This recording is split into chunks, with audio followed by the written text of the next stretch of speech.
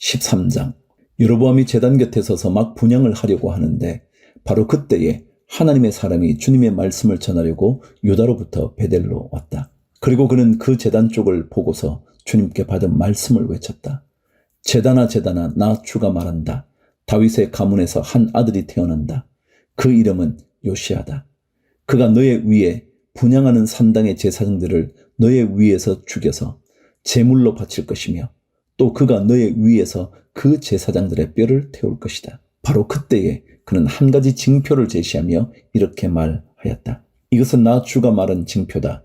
이 제단이 갈라지고 그 위에 있는 재가 쏟아질 것이다. 여로보암 왕은 하나님의 사람이 베델에 있는 제단 쪽에 대고 외치는 말을 듣고 제단 위로 손을 내밀면서 저자를 잡아라 하고 소리를 쳤다. 그러자 그 사람에게 내어뻗은 여로보암의 손이 마비되어서 다시 오므릴 수 없었다. 그리고 곧 이어서 하나님의 사람이 주님의 말씀으로 제시한 징표대로 그 제단은 갈라지고 그 제단으로부터는 재가 쏟아져 내렸다. 그러자 왕은 하나님의 사람에게 제발 그대의 주 하나님께 은총을 빌어서 내 손이 회복되도록 기도하여 주시오 하고 청하였다. 하나님의 사람이 주님께 은총을 비니 왕의 손이 회복되어서 예전과 같이 되었다. 이에 왕은 하나님의 사람에게 말하였다.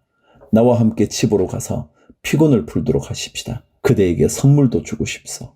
그러나 하나님의 사람은 왕에게 이렇게 말하였다. 비록 임금님께서 저에게 왕실 재산의 절반을 주신다고 하여도 나는 임금님과 함께 갈 수 없습니다. 이곳에서는 밥도 먹지 않겠으며 물도 마시지 않겠습니다. 주님께서 나에게 명하시기를 밥도 먹지 말고 물도 마시지 말고 온 길로 되돌아가지도 말라고 하셨습니다. 그런 다음에 그는 베델에 올 때에 온 길로 돌아가지 않고 다른 길로 돌아갔다. 11절. 그 무렵에 늙은 예언자가 베델에 살고 있었다. 그의 아들들 가운데 하나가 와서 그날 베델에서 하나님의 사람이 한 일과 그가 왕에게 말한 내용을 모두 아버지에게 말하였다. 그러자 그들의 아버지가 그들에게 그가 어느 길로 돌아갔느냐 하고 물었다. 그의 아들들은 유다로부터 온 하나님의 사람이 돌아간 길을 말하였다. 그 말을 듣고서 그들의 아버지는 곧 그의 아들들에게 말하였다. 내가 타고 갈 나귀에 안장을 얹어다오. 그들이 아버지가 타고 갈 나귀에 안장을 얹으니 그가 나귀를 타고서 하나님의 사람을 뒤쫓아갔다. 마침내 그는 상수리 나무 아래에 앉아있는 하나님의 사람을 보고 물었다. 그대가 유다로부터 온 하나님의 사람이요? 그러자 그가 대답하였다. 그렇습니다. 그는 하나님의 사람에게 말하였다. 함께 우리 집으로 가서 무엇을 좀 잡수시고 가시지요. 하나님의 사람은 대답하였다. 나는 노인 어른과 함께 돌아가서 노인 어른의 집에 들어갈 수 없습니다. 또 이곳에서는 누구와 함께 밥을 먹어도 안 되고 물을 마셔도 안 됩니다. 주님께서 나에게 명하시기를 여기에서는 밥도 먹지 말고 물도 마시지 말고 온 길로 되돌아가지도 말라고 하셨습니다. 그래서 그는 하나님의 사람에게 이렇게 말하였다. 나도 그대와 같은 예언자요. 주님께서 천사를 보내셔서 나에게 말씀하시기를 그대를 내 집으로 데리고 가서 밥도 대접하고 마실 물도 대접하라고 하셨어. 그런데 그것은 거짓말이었다. 이렇게 해서 하나님의 사람은 이 늙은 예언자와 함께 가서 그의 집에서 밥을 먹고 물도 마셨다. 그들이 이렇게 식탁에 함께 앉아 있는데 주님의 말씀이 하나님의 사람을 데려온 그 예언자에게 내렸다. 그는 유다에서 온 그 하나님의 사람에게 이렇게 외쳤다. 주님께서 말씀하십니다. 당신은 주님의 말씀을 어기고 당신의 주 하나님께서 당신에게 말씀하신 명령을 지키지 않았습니다. 당신은 주님께서 밥도 먹지 말고 물도 마시지 말라고 말씀하신 곳에서 밥도 먹고 물도 마셨습니다.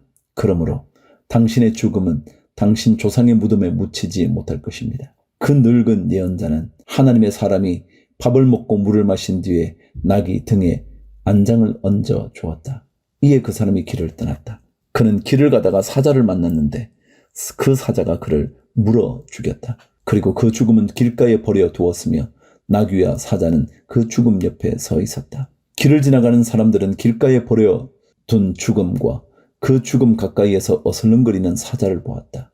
그들은 그 늙은 예언자가 사는 성읍으로 돌아와서 이 사실을 널리 알렸다. 길을 가는 하나님의 사람을 자기 집으로 데리고 간 그 늙은 예언자가 이 말을 듣고 말하였다. 그는 틀림없이 주님의 말씀을 어긴 그 하나님의 사람일 것이다.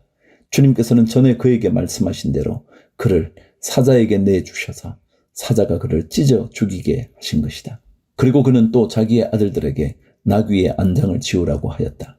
그들이 나귀 위에 안장을 지어 놓으니 그는 곧 가서 길가에 있는 그 죽음을 찾아내었다.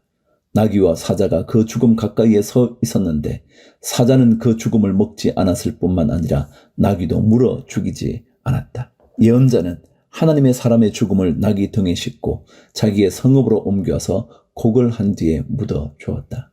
그 죽음을 자기의 무덤에 안장하고 나서 그 늙은 예언자는 아이고 내 형제여 하면서 통곡을 하였다. 장사를 마친 뒤에 그는 자기 아들들에게 말하였다. 내가 죽거든 너희는 나를 이 하나님의 사람이 묻힌 곳에 같이 묻어다오.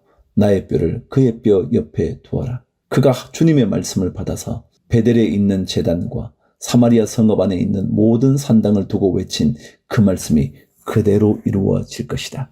이런 일이 생긴 뒤에도 여로보암은 여전히 그 악한 길에서 돌아서지 아니하고 오히려 일반 백성 가운데서 원하는 사람은 누구든지 산당의 제사장으로 임명하였다. 그런 일 때문에 여로보암 가문은 죄를 얻었으며 마침내 땅에서 흔적도 없이 사라졌다. 14장. 그때에 여로보암의 아들 아비야가 병들어 누웠다. 여로보암이 자기 아내에게 말하였다. 변장을 하고 나서시오. 당신이 여로보암의 아내라는 것을 사람들이 알아차리지 못하도록 하고 실로로 가시오. 거기에는 아히야 예언자가 있어. 그가 바로 내게 이 백성을 다스리게 될 것이라고 말한 예언자요. 당신은 빵 10개와 과자와 꿀 한 병을 들고 그에게로 가시오. 그리하면 그는 이 아이에게 어떤 일이 일어날 것인지를 당신에게 알려줄 것이요. 여로보암의 아내는 그와 같이 하고 실로로 가서 아히야의 집에 이르렀다. 아히야는 나이가 들어서 눈이 어두워졌으므로 사람을 잘 알아보지 못하였다. 주님께서 아히야에게 미리 말씀하셨다. 여로보암의 아내가 자기의 병든 아들의 일을 물으려고 내게로 올 것이다. 너는 그에게 내가 일러준 대로 말하여라. 그는 올 때에 변장을 하고 다른 사람인 것 같이 차릴 것이다. 왕의 아내가 문에 들었을 때의 아히야는 그의 발소리를 듣고 이렇게 말하였다. 여로보암의 부인께서 오신 줄 알고 있습니다. 들어오십시오. 그런데 어찌하여 다른 사람인 것처럼 변장을 하셨습니까? 불행하게도 좋지 않은 소식을 전해야 하겠습니다. 집으로 돌아가셔서 여로보암에게 이 말을 전하십시오. 나주 이스라엘의 하나님이 말한다. 내가 너를 백성 가운데서 높여서 내 백성 이스라엘의 지도자로 임명하였고 다윗의 가문으로부터 왕국을 쪼개어서 내게 주었지만 너는 내 종 다윗처럼 살지 않았다. 다윗은 내 명령을 지키고 내가 보기에 올바르게 행동하였으며 마음을 다해서 나를 따랐다. 그러나 너는 너보다 앞서 있던 모든 왕들보다 더 악한 일을 하여서 다른 신들을 만들고 우상을 부어 만들어서 나의 분노를 격발시켰다. 결국 너는 나를 배반하고 말았다. 그러므로 내가 여로보암의 가문에 재난을 내리겠다. 여로보암 가문에 속한 남자는 종이거나 자유인이거나 가리지 않고 이스라엘 가운데서 모두 끊어버리겠다. 마치 사람이 쓰레기를 깨끗이 쓸어버리듯이 여로보암 가문에 사람을 하나도 남기지 아니하고 다 쓸어버리겠다. 여로보암에게 속한 사람으로서 성읍 안에서 죽은 사람들은 개들이 먹어 치울 것이고 성읍 바깥에 들에서 죽은 사람들은 하늘의 새들이 와서 쪼아 먹을 것이다. 이것은 나 주가 하는 말이다. 이제 일어나서 집으로 돌아가십시오. 부인이 성읍 안에 들었을 때 아이는 곧 죽을 것입니다. 그런데 온 이스라엘은 그의 죽음을 애도하며 장사를 지낼 것입니다. 여로보암 가문에서는 그 아이만이 주 이스라엘의 하나님께서 보시기에 착하게 살았으므로 여로보암의 가문에 속한 사람 가운데서 그 아이만 제대로 무덤에 묻힐 수 있을 것입니다. 주님께서는 이스라엘을 다스릴 또 다른 한 왕을 세우실 터인데 그가 여로보암의 가문을 끊어버릴 것입니다. 이 일은 오늘 지금 이 순간에 일어날 것입니다. 주님께서는 이스라엘을 쳐서 물가의 갈대가 흔들리듯이 흔들리게 하실 것이며 그들이 아세라 목상을 만들어서 주님의 분노를 샀으므로 조상들에게 주신 이 좋은 땅에서부터 이스라엘을 뿌리채 뽑아내어서 유프라테스 강 저쪽으로 흩으실 것입니다. 여로보암은 자기도 죄를 지었을 뿐만 아니라 이스라엘까지 죄를 짓게 하였으므로 주님께서는 여로보암의 죄 때문에 이스라엘을 버리실 것입니다. 여로보암의 아내는 일어나서 그곳을 떠나 디르사로 돌아갔다. 그가 집 안으로 들어설 때에 그 아이가 죽었다. 온 이스라엘은 그를 장사 지내고 그의 죽음을 슬퍼하며 애곡하였다.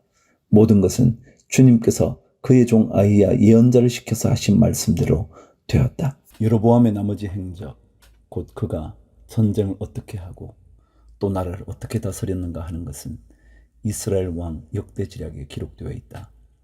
여로보암은 22해 동안 다스린 뒤에 조상들과 함께 잠들고 그의 아들 나답이 그의 뒤를 이어서 왕이 되었다. 또한 솔로몬의 아들 르호보암은 유다를 다스렸다. 르호보암이 즉위할 때의 나이는 40살이었는데 그는 주님께서 자신의 이름을 두시려고 택하신 성읍 예루살렘에서 17회를 다스렸다.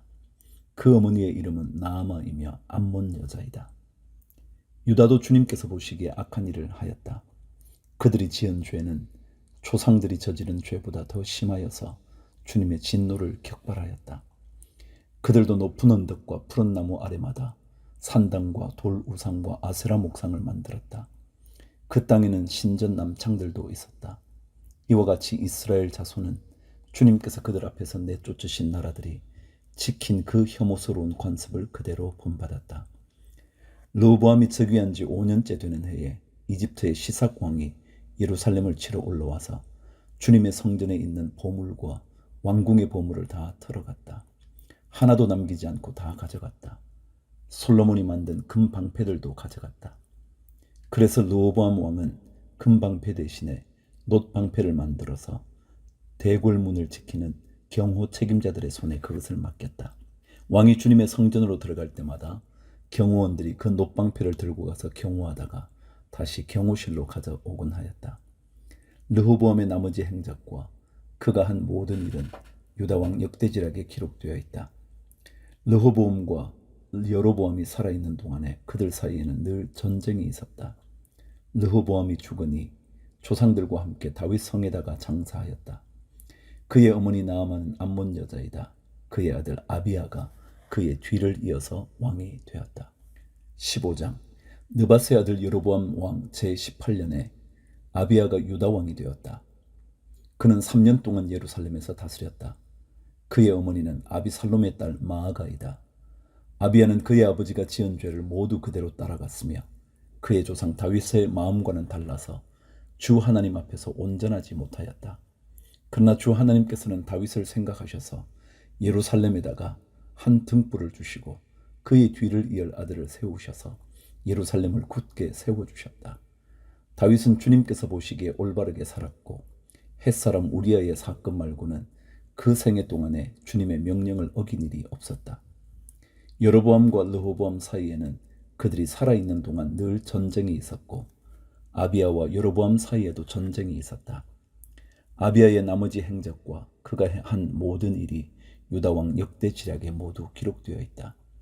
아비야가 죽어서 그의 조상들과 함께 잠드니 다윗 성에 장사 지냈고 그의 아들 아사가 그의 뒤를 이어서 왕이 되었다. 이스라엘의 여로보암 왕 제20년에 아사가 유다 왕이 되어서 예루살렘을 41해 동안 다스렸다. 그의 할머니는 아비살롬의 딸 마아가이다. 아사는 그의 조상 다윗과 같이 주님께서 보시기에 정직하게 행하였다. 그는 성전 남창들을 나라 밖으로 몰아내고 조상이 만든 모든 우상을 없애버렸다. 그리고 그는 자기 할머니 마아가가 아세라를 섬기는 혐오스러운 상을 만들었다고 해서 자기의 할머니를 왕 대비의 자리에서 물러나게 하였다. 아사는 할머니가 만든 혐오스러운 상을 토막내어서 기드론 시냇가에서 불살라버렸다. 그렇다고 해서 산당이 모두 제거된 것은 아니지만 주님을 사모하는 아사의 마음은 평생 한결 같았다. 그는 자기의 아버지와 자기가 거룩하게 구별해서 바친 은과 금과 그릇들을 주님의 성전에 들여 놓았다. 아사와 이스라엘 왕 바아사 사이에는 그들이 살아있는 동안에 늘 전쟁이 있었다. 이스라엘 왕 바아사가 유다를 치러 올라와서 라마를 건축하고 어느 누구도 유다 왕 아사에게 왕래하지 못하게 하였다. 그러자 아사는 주님의 성전 창고와 왕실 창고에 남아있는 모든 은과 금을 모아 그의 신하들의 손에 들려서 다마스쿠스에 있는 시리아의 헤시온 왕의 아들인 다브림몬의 아들 벤하닷에게 보내면서 말하였다. 나의 아버지와 그대의 아버지가 서로 동맹을 맺은 것과 같이 나와 그대도 서로 동맹을 맺읍시다. 여기에 그대에게 은과 금을 선물로 보냅니다. 부디 가셔서 이스라엘 왕 바아사와 맺은 동맹을 파기하시고 그를 여기에서 떠나게 하여 주십시오. 벤하닷이 아사 왕의 청을 받아들이고 이스라엘 성읍들을 치려고 자기의 군 사령관들을 보내어서 이온과 단과 아벨 마아가와 긴네렛 전 지역과 납달리 전 지역을 치게 하였다. 바하사는 이 소문을 듣고는 라마 건축을 멈추고 디르사로 거처를 옮겼다. 그리고 아사 왕은 모든 유다 사람에게 명령하여 한 사람도 빼놓지 않고 모두 바하사가 라마를 건축할 때 쓰던 돌과 제목을 가져오게 하였다. 아사 왕은 이것으로 베냐민의 게바와 미스바를 보수하였다. 아사의 나머지 행적과 그의 권세와 그가 한 일과 그가 건축한 모든 일이 유다왕 역대지략에 다 기록되어 있다. 그는 늙음하게 이르러서 발에 병이 났다. 아사가 죽어서 조상들과 함께 잠드니 그의 조상 다윗성의 조상들과 함께 장사 지냈다. 그리고 그의 아들 여호사밧이 그의 뒤를 이어 왕이 되었다. 25절 유다의 아사왕 제2년에 여로보암의 아들 나답이 이스라엘 왕이 되어서 2해 동안 이스라엘을 다스렸다. 그러나 그는 주님께서 보시기에 악한 일을 하였다. 그도 그의 부친이 걷던 그 악한 길을 그대로 걸었으며 또 이스라엘에게 죄를 짓게 하는 그 잘못을 그대로 따랐다. 이사갈 가문의 아히야의 아들인 바하사가 그에게 반기를 들고 일어났다. 나답과 모든 이스라엘이 깁부돈을 포위하였으므로 바하사는 블레셋의 영토인 깁부돈에서 나답을 쳤다. 바하사는 나답을 죽이고 그를 대신하여서 왕이 되었는데 때는 유다의 아사왕 제3년이 되는 해였다. 바하사는 왕이 되자 여로보암 가문을 쳤는데 숨쉬는 사람은 누구든지 하나도 남기지 않고 모두 전멸시켰다. 주님께서 실로 사람인 주님의 종 아히야에게 말씀하신 대로 이루어진 것이다. 여로보암이 자기만 죄를 지은 것이 아니라 이스라엘까지도 죄를 짓게 하였으므로 주 이스라엘의 하나님께서 이렇게 진노하셨다. 나답의 나머지 행적과 그가 한 모든 일은 이스라엘 왕 역대지략에 다 기록되어 있다. 아사와 이스라엘 왕 바하사 사이에는 그들이 살아 있는 동안에 늘 전쟁이 있었다. 유다의 아사왕 제3년에 아히야의 아들 바하사가 이스라엘의 왕이 되어서 디르사에서 24해 동안 다스렸다. 그는 주님께서 보시기에 악한 일을 하였고 여로보암이 걸은 길을 그대로 걸었으며 이스라엘에게 죄를 짓게 한 그 죄도 그대로 따라 지었다.